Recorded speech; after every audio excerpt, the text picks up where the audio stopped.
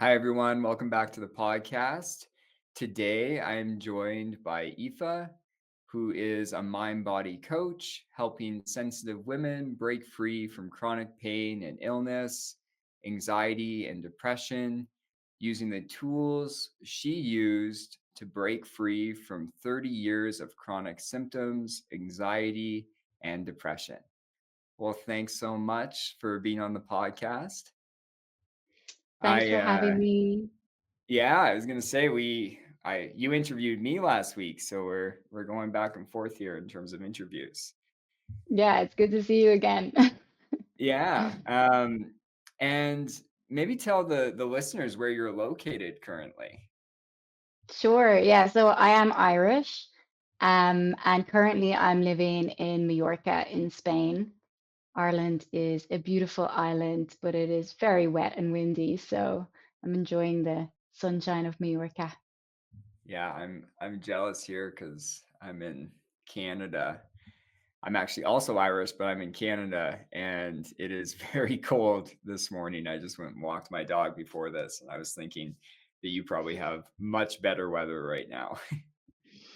It's Yeah. gorgeous right now. I'm impressed with the amount of things you do in a morning, Tanner. Yeah, I'm running around as I was telling you before. I have young kids, so my mornings are chaotic, that's for sure. Um, so to dive into things, I thought maybe you could share a bit about, your personal journey and how you got into working in the mind body space. Yeah, sure. So my personal journey began a long time ago. When I was actually a very young child, I had reoccurring fevers. I think they're called pyrexia of unknown origin, another very real symptom with an unknown or unexplained cause. Mhm. So I was in and out of doctors and consultants' offices. We were living in London at the time. And I also had IBS as a child. I would complain of a sore stomach. So I had this sore stomach and I had these fevers.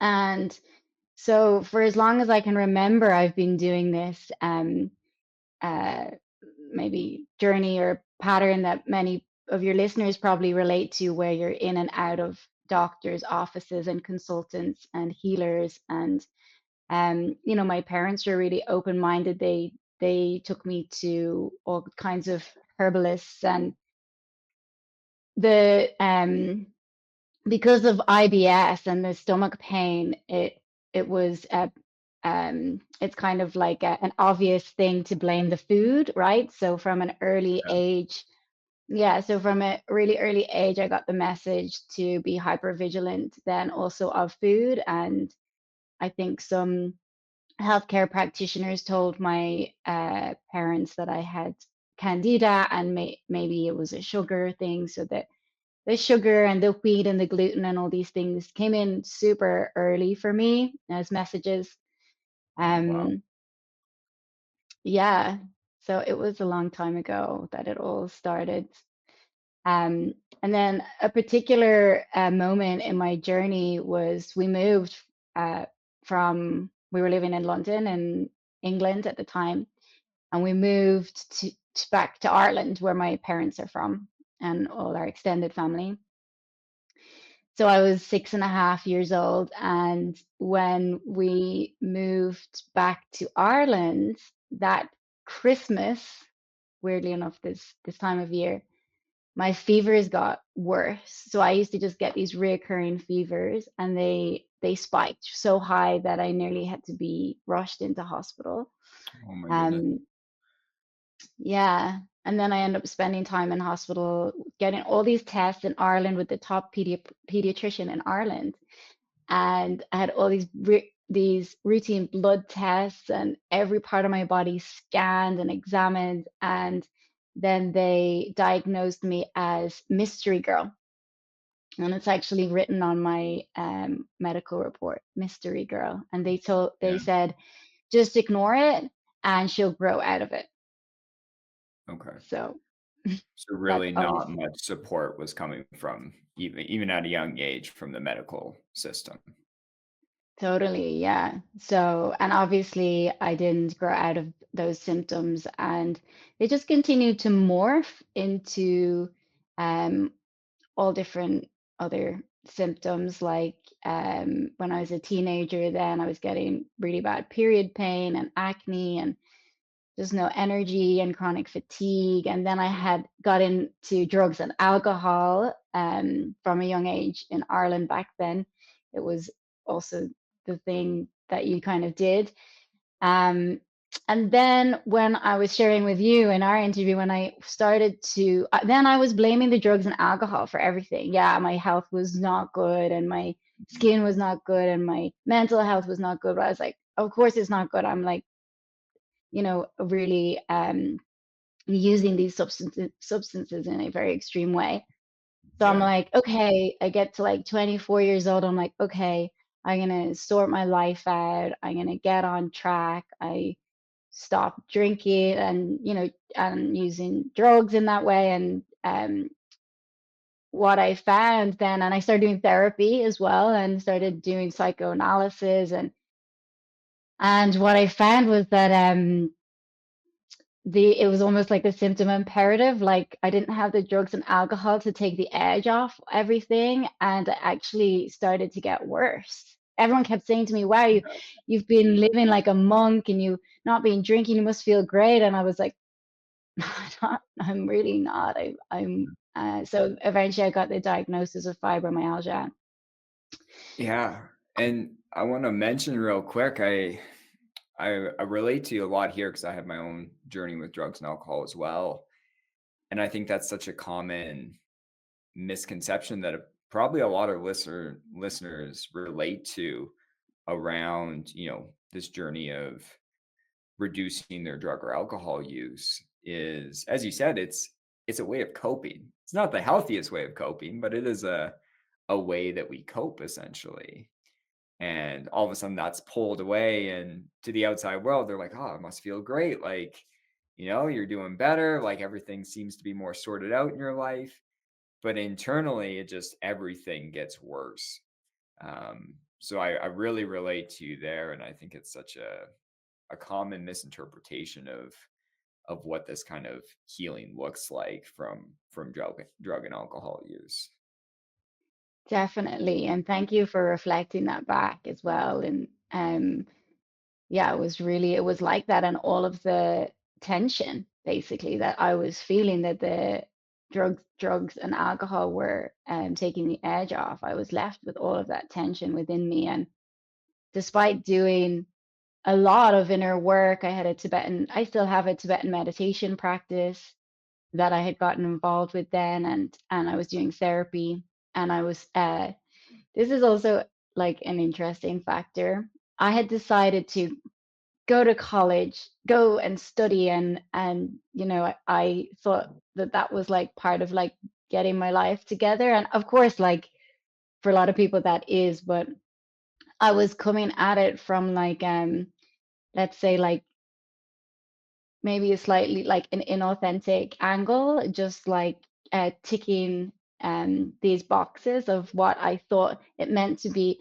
a good person, a together person, a successful person, not on drugs and alcohol, achieving. I poured all that energy. I started to achieve Oh, conventionally. yeah. And I was like, and I had to get A. I went from like I didn't do well in school. I was always like in trouble in school. So I'm like, okay, now I'm gonna do school good because I was bad before. I'm gonna go do school good, and I went and I did. I got a first, and then I was doing these things, not drinking, getting A's, all these things. I thought like I'm being a good girl now. I should feel better, but I wasn't feeling any better. Okay. So the chronic symptoms were just still kind of worsening.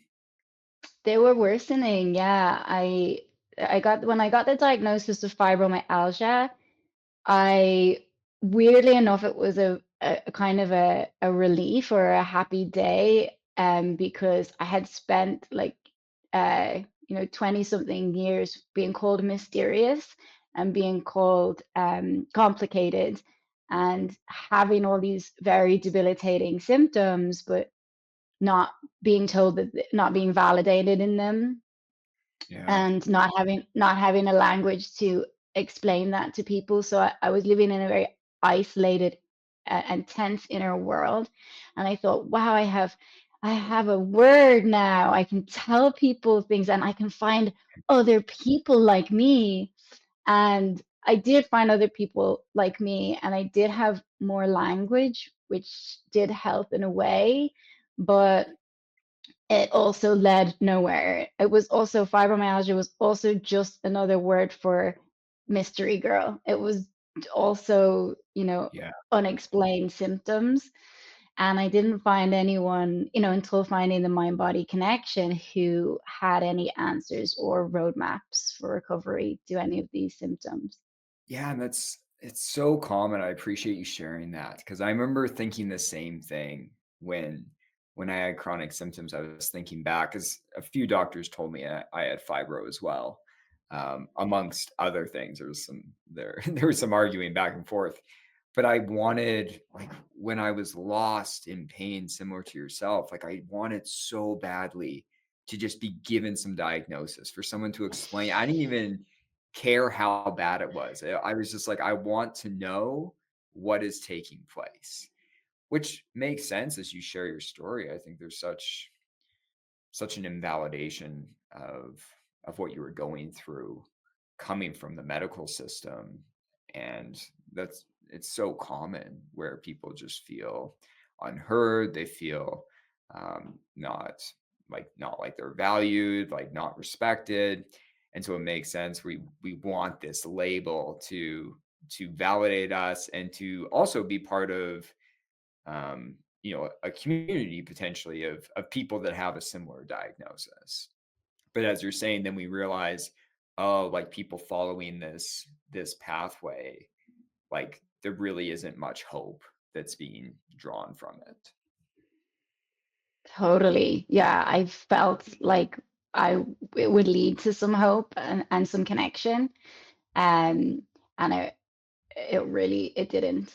I mean, it did lead to some connection, to be honest. I ended up finding some friends who had chronic illness and Oh, chronic great. symptoms. And even though yeah, it was a big support. I'm still really good friends with those people, and they've also found the mind body. And so, but it wasn't actually helping. It was taking the edge off things, and I was feeling less lonely, but nothing was helping.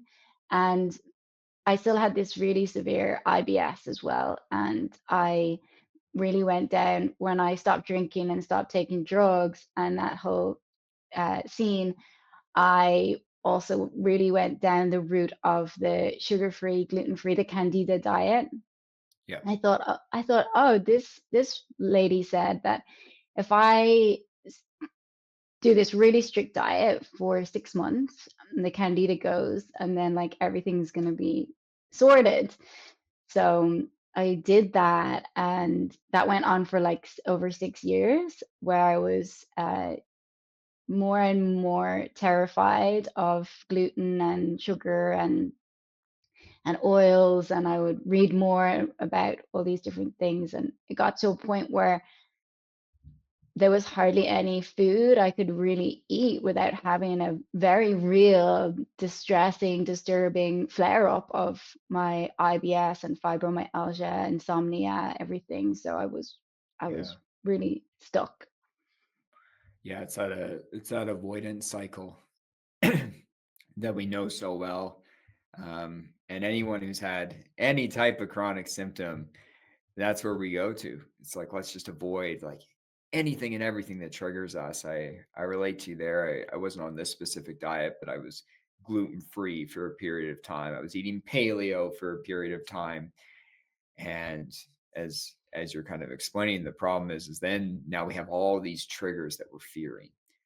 And the next time we have the trigger, it's like the symptoms are even worse almost. And so it's just so much avoidance in terms of the diet for you, hey? Totally. And you like, I know we talked about this before, but you just end up boxed into this corner where you're terrified. I was just terrified of everything. And so Yeah. eventually I was 32 years old. I was had to stop working and apply for disability, and I was living in my parents' spare room, and it was really, really dark. I was suicidal. I knew that I wouldn't act on those thoughts. Um, but I was like, dude, like I've done everything that everyone has suggested to me. I've even like, achieved and went to school and got um did well in school now, and I've been to every doctor across the globe, Australia, England, Ireland, the top consultants, the most out there hippie alternative people, psychiatrists, gynecologists, like anyone. I've been to them all, and I'm lucky. I'm in a privileged position that I was able to have all that access. Psychoanalysis, one of the best like psychoanalysis, and here I am. I'm sicker than ever. Yeah. It was like scary. Okay. And so in this place of, which I think is so common for people listening where they get to, right? Where like just mentally and physically things just worsen and worsen no matter what specialist, what provider we see, what treatment we try. And so I know you came to a mind body approach. Was that around this period of time or was that a little bit later on? Yeah, it was actually. And there was a shift just before I found the mind body connection. I remember my my dad, he was driving me just before I ended up on disability and everything. He was driving me to my I was just about able to hold down like a part-time job in a little clothing boutique that I loved, and they would have to drive me there. So he was driving me there, and he was explaining to me his night out before, and he's like man in his 60s, and he'd been on a work night out, and he was saying they went for dinner, this cool place, described me the food, then they went to this cool bar and there was great music and he was dancing, and he ended up staying out a bit later, and I'm like thinking to myself, the controlled, rigid world that I was living in. And I remember in that moment just saying, I don't want to live like this anymore. I want some freedom. Hmm. I want to be able to like walk into a restaurant and order food. I want to be able to like just last minute decide to stay out late at a bar or whatever. And I remember just having a shift in my brain. Whereas before that shift, I was looking for like something to blame that I could then control and or eliminate. It was all like this kind of system. And I just remember having this little shift in my energy. I was like, no, I want to feel free. It Yeah. wasn't even like I want to be fixed. I was like, I want to feel free. And so then it was probably about a year later, after a very, very difficult year, my friend sent me like this ad on Instagram, and it was the Mind Body Connection, a video explaining this Yeah. pain science, and it just made complete sense to me. Okay. So that's kind of how you kind of led to that starting place. You kind of have this moment, this moment after listening to your dad where it's just so clear, like I want this, I want the freedom. And I think that's such a key moment because I think when we have chronic pain, chronic symptoms, whatever's taking place to us, the dream sometimes in our mind is, I want this gone. Like I want the pain, the IBS, the symptom gone. But I think sometimes we lose sight of why we want it gone. And you have this aha moment where it's like, I want the freedom. Like this is I want to be able to go and do these things that, what it seems like everyone else is going and doing. And then it starts with an Instagram ad. This is the starting place. So how did it build from there after seeing this Instagram ad? Yeah, so, and I just want to, yeah, thanks for reflecting that why I always get my clients to do that as well. And say this on Instagram to people as well, to focus on what you do want, how you do want to feel. And everyone always says they want to feel peace and they want to feel free. And in my workshops, they say that Yeah. too. Yeah. Um, so I listened to, it was like Dr. Schubiner, Dr. Strax, these guys, and they were doctors, and they were describing the pain science and how the nervous system. And I loved biology, so I studied anatomy and physiology before, so just the information really landed very like immediately with me. Yeah.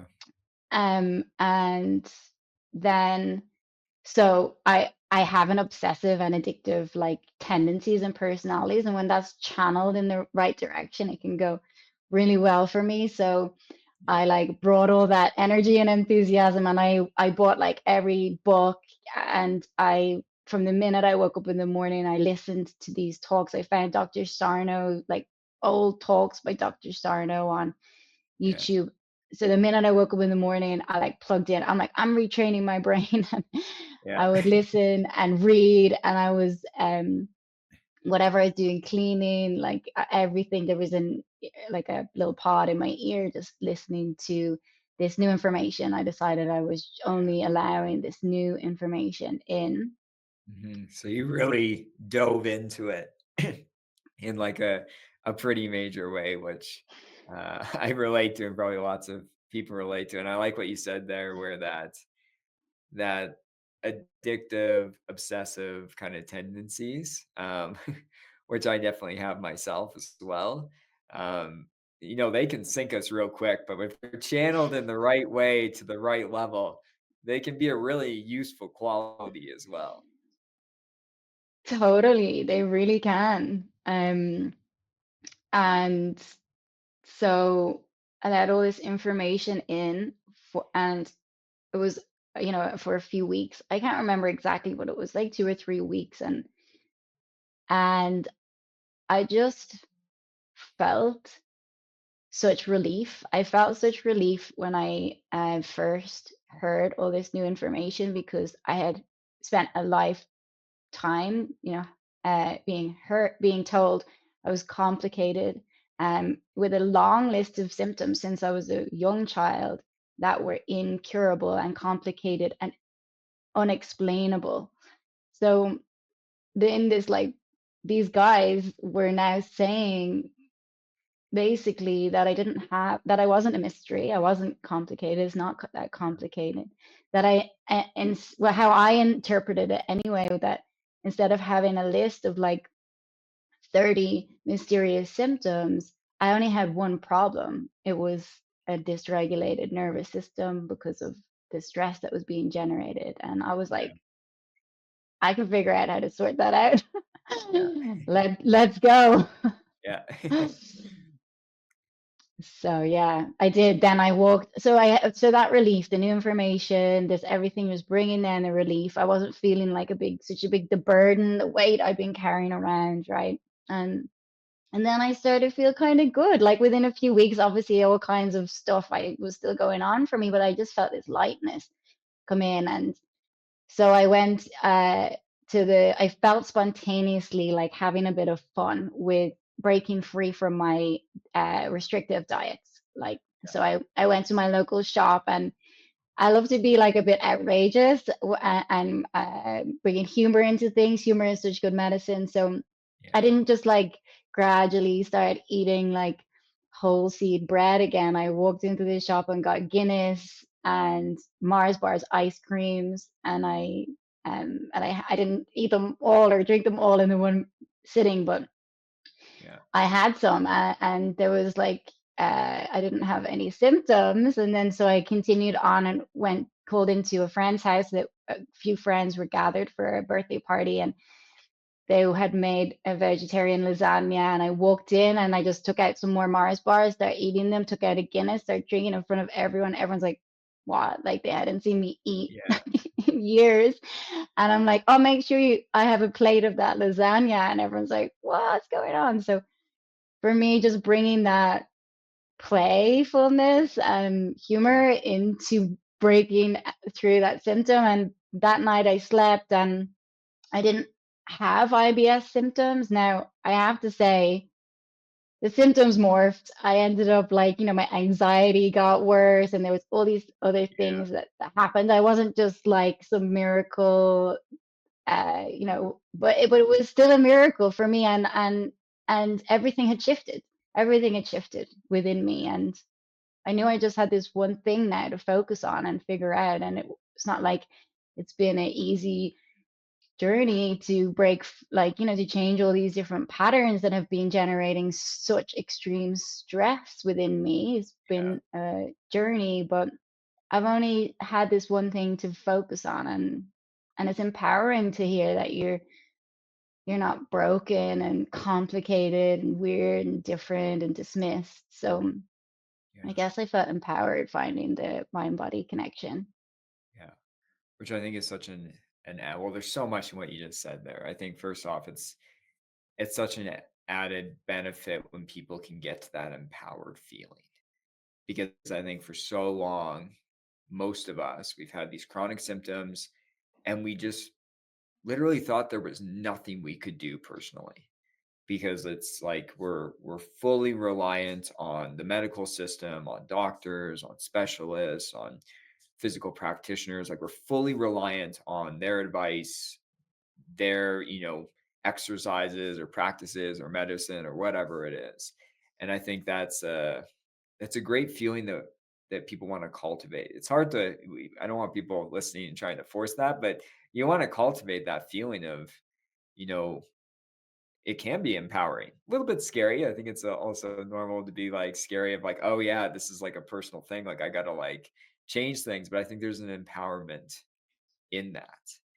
And it's clear that the education, like really diving into the videos, into podcasts, into the books, really learning about it created that empowering feel.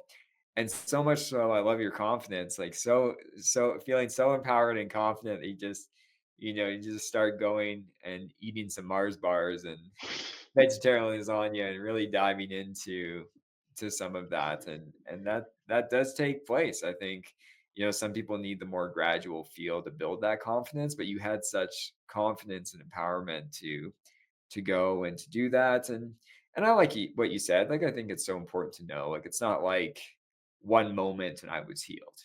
It was a very vital moment. I could see the joy in your face even sharing it there. Like it's a very key moments in the healing, but it's all these little moments that start to add up, to start to shift, to start to change things. And so I know the listeners are probably interested outside of the education and the literature and obviously doing some exposure work with all these triggers. Were there other practices or areas that you focused on that you found were really beneficial in your healing process as it kind of developed? Yeah. Do you know what? I just think that compassion and conflict resolution have been such um like pillars. They're pillars in my own like kind of toolbox that I use on myself and teach my clients. But um when I, you know, the tension or the stress that I was being generated within me just really just came from so many misunderstandings about myself. Being scared to speak up, or, I was like achieving all these things in school that maybe I didn't really necessarily know if I wanted to do or not. I was just like, just kind of blindly going to tick these boxes, and feeling yeah, like disempowered in relationships, not knowing how to be like authentic or speak up, and that just Yeah. causing me to have so many repressed emotions. And then even with the like your body, like I just was so angry with my body and angry with the doctors and angry with like felt so betrayed by the symptoms. And there's so much there's so much rigidity as well, with that I had been living in. So yeah, like this softening into myself and compassion. And even though I guess that can feel like kind of vague when you just want like some like really good like tool, specific tool. And I do have a specific tool I use for compassion is the Oahonopono prayer. It's this very simple mantra. But the self-compassion is such a journey, and it's just so many layers, and I'm still finding places where I have been scared to speak up, and now, or use boundaries. I'm still finding all these little nooks and crannies, and it's still scary, still terrifying when I find another little nook and cranny and I'm like, what? And then it comes out and it's still terrifying, but now I just know I have the experience. I know when I move through these like wounds or patterns or whatever you want to call them, I know what's on the other side. I do know that I get to feel lighter and freer and more at Yeah. peace, and I feel that in my body and life around me Yeah. also. Which I really appreciate you sharing all that because I think, yeah, that's the idea. Like some people want like a very specific strategy. They want this like prescription of like, what are the three things I need to do every day that I'll do for 3 months and this will shift. But I think there's nuance to this. Like the way you're talking about it is, you learn to cope in the world for so many years a certain way, and you clearly identified, okay, some of these ways that I was coping and being in the world were perpetuating everything. And so I think that's the idea. And you have some ideas around how people can start to cultivate compassion. But it is a journey. As you talk about, like so many of us, we're learning how to be authentic in the world again. We're learning how to have a voice and to express emotion so we're not pushing it down. We're learning how to have a sense of compassion and kindness for ourselves as we move forward in life.